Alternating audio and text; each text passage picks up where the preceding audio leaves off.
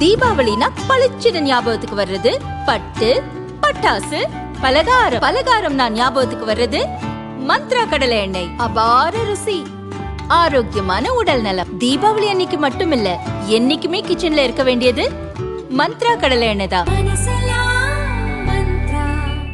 Wherever you go, whatever you do, throw a little at it. Omax, Vest and Briefs. வெளிநாடுகளுக்கு தப்பி சென்ற குற்றவாளிகளை நாடு கடத்துவதில் உள்ள சவால்கள் மற்றும் யுத்திகள் குறித்த 2 நாள் மாநாட்டை டெல்லியில் மத்திய உள்துறை அமைச்சர் அமித்ஷா துவக்கி வைத்தார்.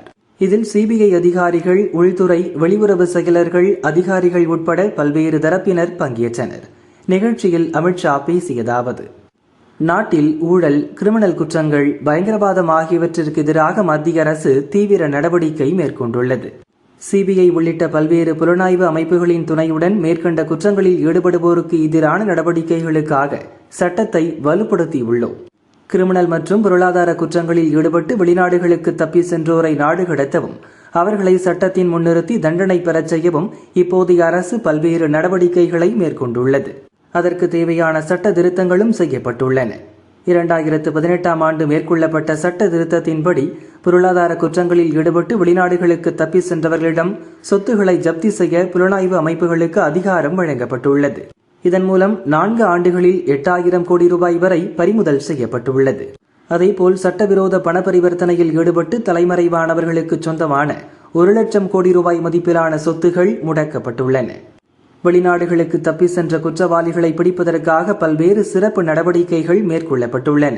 பல்வேறு நாடுகளுடன் ஒருங்கிணைப்பு ஏற்படுத்தப்பட்டுள்ளது. குற்றவாளிகள் குறித்த விசாரணை மற்றும் அவர்களை நாடு கடத்தும் விவகாரத்தில் சிபிஐ உள்ளிட்ட நம் புலனாய்வு அமைப்புகள் வெளிநாடுகளின் ஒத்துழைப்பை பெற தேவையான நடவடிக்கைகள் மேற்கொள்ளப்பட்டுள்ளன.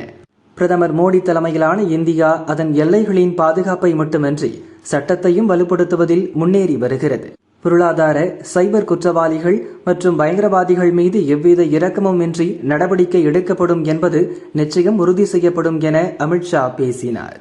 और इसके तहत सरकार को आर्थिक भगोड़ों को भारत में स्थित संपत्तियों का जब्त करने का अधिकार भी दिया गया. लगभग 4 साल के अंदर ही हमने $2 बिलियन की रिकवरी करी है. ये बहुत बड़ी सिद्धि है, मगर उसको और तेज गति से हमें आगे बढ़ाना है.